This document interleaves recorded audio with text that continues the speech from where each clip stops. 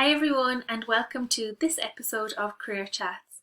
This is the show where we talk to real people in real jobs about their real experiences.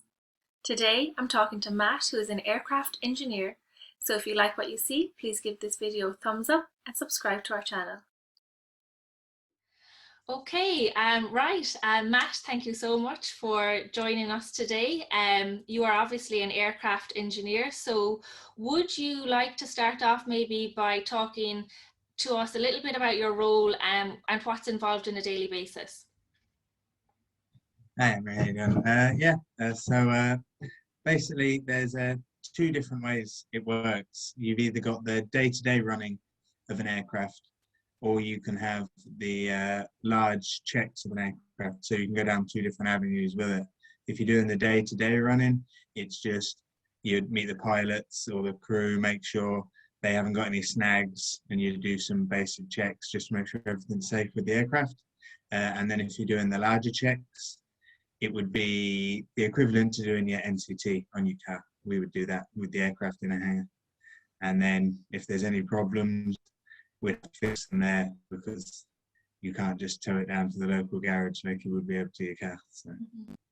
Okay, so and what one do you do? Do you do the kind of the daily checks or do you do the other kind?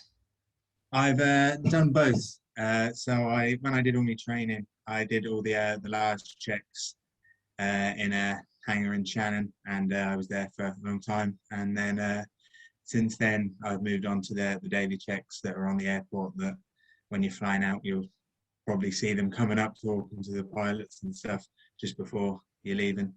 Mm-hmm. So that's my current role. And do you prefer one over the other? They've both got their benefits. I would say at the moment, I'm preferring the day-to-day stuff. But that's because I've only been doing that a few years, where I spent 12 years in a base. So it's always nice to do something a little different. Mm-hmm. But yeah, I would say that. Mm-hmm. And would you say that there is a lot of pressure in this sort of job, like to have everything right, essentially? I would say it's something, I suppose, that when you say it like that, you'd probably think there would be. But I suppose because you do all the training programs and everything, you come up through it, and it's something that you just, it's part of your daily life, and it's part of the day. So you don't really feel the pressure when you're doing it, unless obviously then there is a large problem that goes wrong and you've got a load of passengers sat on the aircraft looking at you. It can get a little bit stressful then. But other than that, no.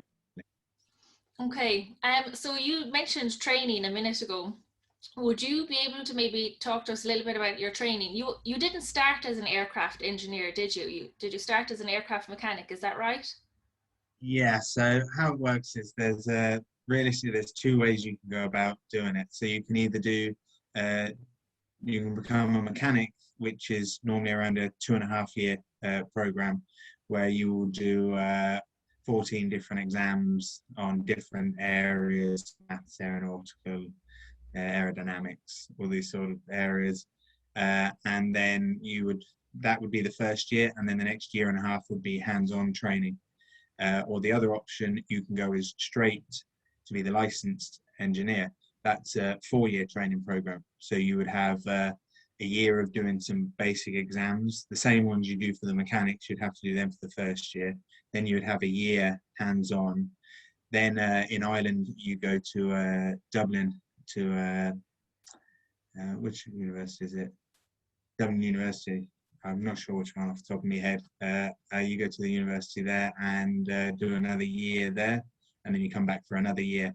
And when you qualify there, you would come out with a license to be an aircraft engineer, but you need to have 5 years experience start to finish. Whichever route you take, you need 5 years experience to get there. So the apprenticeship gets you straight there, whereas the mechanics, you get the mechanics, and then you have to do the other exams off your own after work or weekend programs or however you can. And which one did you do? I did the mechanics first, because some hangars don't offer the apprenticeships. So the hangar I started in offered a trainee program just for a mechanic. And then once I was a qualified mechanic, then I could do the exams through evening courses or just the subjects that I knew and do the exams myself and do them. Same thing, it's 14 exams then to move from the mechanic to the engineer. It's another 14 exams on the same subjects, but just a lot more in depth. And then 4 essays. But once you actually get your license, that means you're a licensed engineer, but you have to then specialize per aircraft. So you then have to go off and do a training course for another 2 months, specializing in specific aircraft. So whether it be in a Boeing 737 or an Airbus A320, you have to do a 2-month course just for that aircraft before you can release that aircraft. Wow. Okay. So let me see if I have this right. So you did like a 2-year training program first, and you were a qualified aircraft mechanic, and then you did other tests and exams after that to qualify you to become an aircraft engineer. Is that right?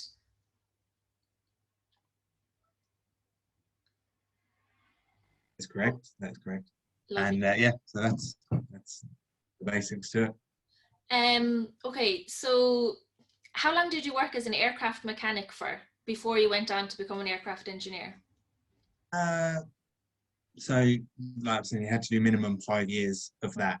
That would include your exams, so they count that. Where I would have done, I think it was 7 before I got my license.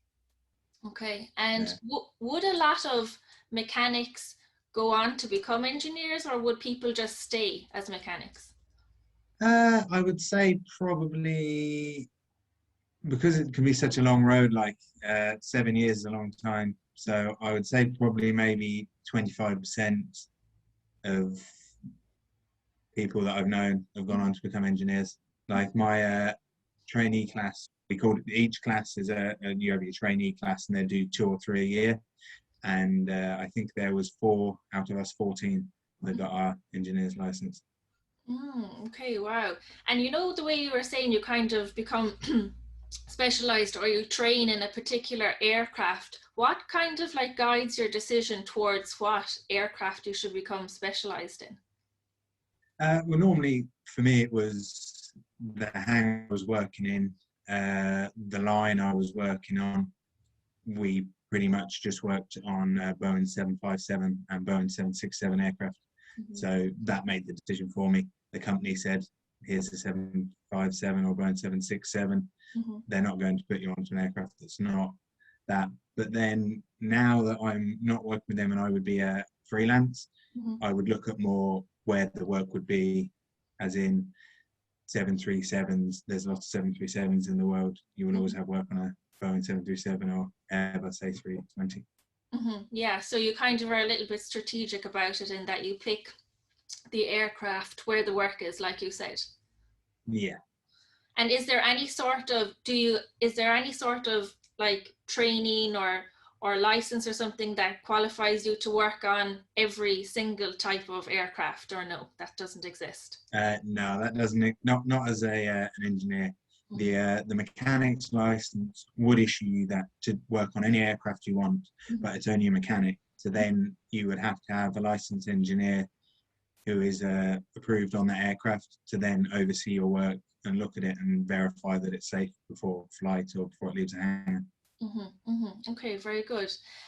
So in terms of the job that you're doing now as an aircraft engineer, and doing your like daily checks and things like that, what do you think the pros and the cons are of that particular role?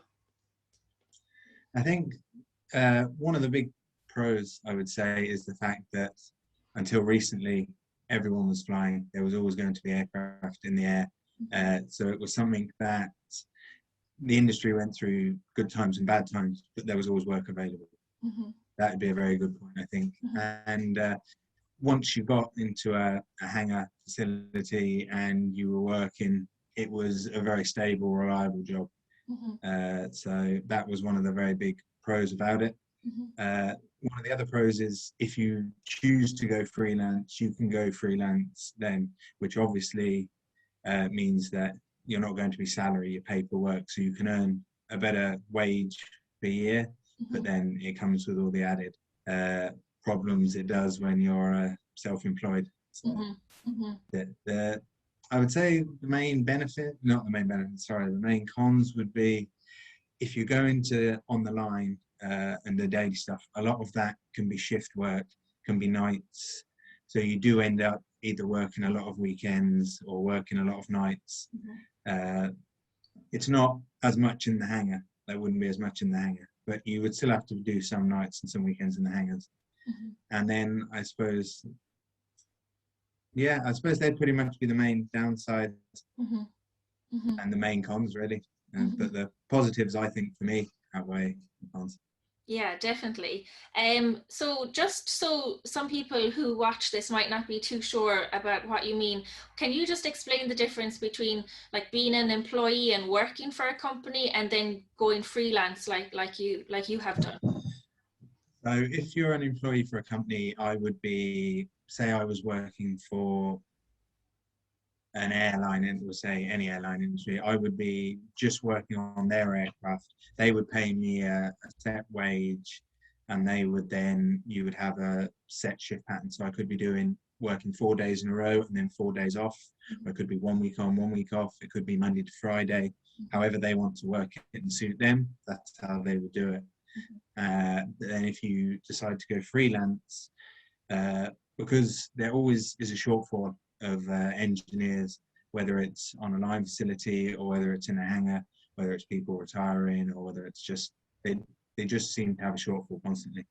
So that way then when you're freelance you can look for short-term contracts, which could be a month long, 6 months, could be a year, and you'd look for contracts like that would suit you. So whether you have the same licenses types, and the rate you would get paid would normally be higher, but you don't come with all the benefits of being a permanent employee.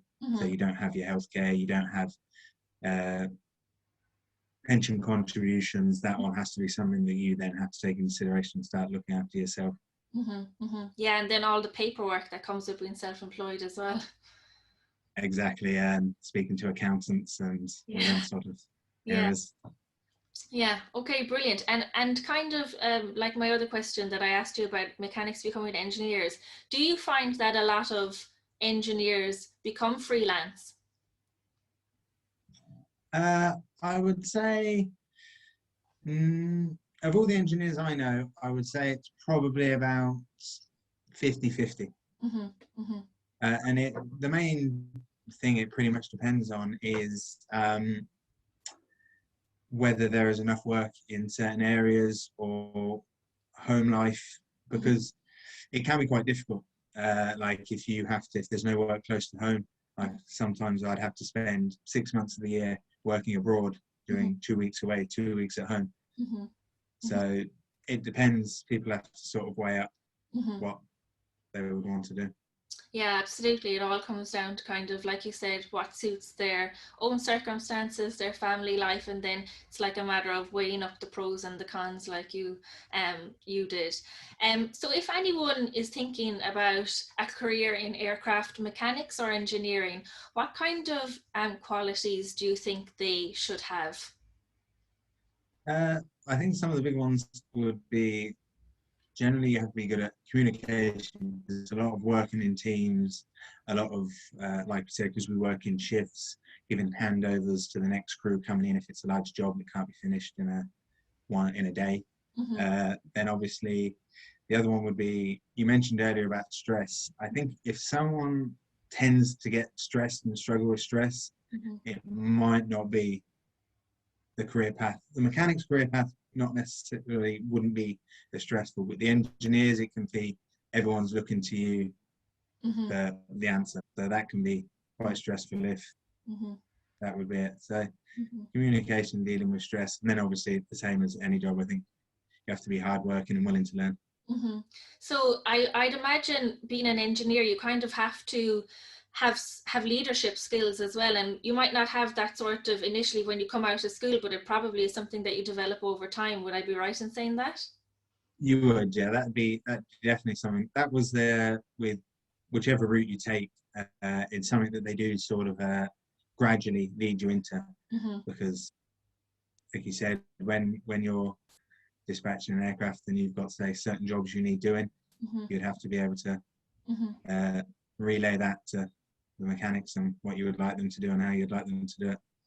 Yeah, you have to take the lead, and like you said, yeah, you have to be level-headed about it as well and not let the pressure get you, because I can imagine it can be a stressful environment, especially if something goes wrong, and you do want to make sure that what the aircraft you're working on is the safest that it possibly can be. So yeah, I can imagine all of those things come into play. I was going to ask you something else. Oh yeah, so the last thing I just want to ask you, and this is probably something a lot of people would be interested in, from listening to you, it seems like the training experience, whatever route you go down, the 2 years, the 4 years, or the 2 years, and then progressing on to being an engineer, it seems quite intense. You mentioned like a lot of exams. Well, is it quite intense? Is it an intensive process? I suppose it's one of them things that when you look back at it, I'd probably say it was, but at the time you don't realize it. And I think one of the things that sort of got me when I first started was that for our exams, our pass-fail mark is 75%. Ooh. So if you score anything below 75%, that's a fail. So I suppose that was something when I first started. But like I was saying, when they get you to do the mechanics exams and then move on to the engineers, which you have to do in both processes, you get it's a very general view and then a more in-depth view. So it's not straight into the in-depth. It's sort of, as you move on, you slowly get fed more and more information and more in depth. So it's manageable and it doesn't get overwhelming. Oh, okay, well that's good. And actually the one thing I forgot to ask you, even though we've kind of covered it a little bit, is about career progression. There obviously is a very clear avenue for career progression, especially if you start off doing the mechanics end of things. Am I right in saying that? Is there more progression from being an engineer, or is that it? Yeah, no, there would be. So I suppose if you were in the hangar side of it, you've got your engineer, and then after that they have what's called a C license engineer, which they are the person that signs the final sign off on everything. So they get to say whether everything's good or not. And then from them, you've obviously got, in the companies, you would have the line manager who would have to deal with all the engineers. And then you've got the processes up through into head of production. And you can move on through that route. If you were in line maintenance, you would then have the engineer's role, who would be looking after, say I was the engineer given 3 aircraft to look after the night. You would then next have the shift leader who would look after all the engineers and could have 12, 13 aircraft for the night to look after. And then after that, you would be going on into maintenance planning and moving up through that way in the line. And then you can also veer off, which a lot of engineers do actually veer off, to aircraft leasing. And because all the companies that you see flying aircraft, none of them, or very little of them, actually own their aircraft. They're owned by leasing companies that lease them to them. So then they would move into that field then, because they'd have the knowledge that you would need when obviously they're making agreements with different companies for how much to pay for certain types of aircraft and what everything has to be done. Okay, well that's really interesting, because I know a lot of people do like to know what their opportunities are after a couple of years, because like you said, you started off in one area but now you're in a different area, and you like that for a while because it's different and it has new challenges, and it's just a change of scenery really in general. So I think a lot of people do kind of look for that when they're interested in pursuing a career. Nobody wants to see themselves in the exact same position, in the exact same role, until they retire at 65 or 66 or 67, whatever age it is these days. So that's really, really interesting. Okay, so Matt, I think that's it. Thank you so much for coming on to talk to us today.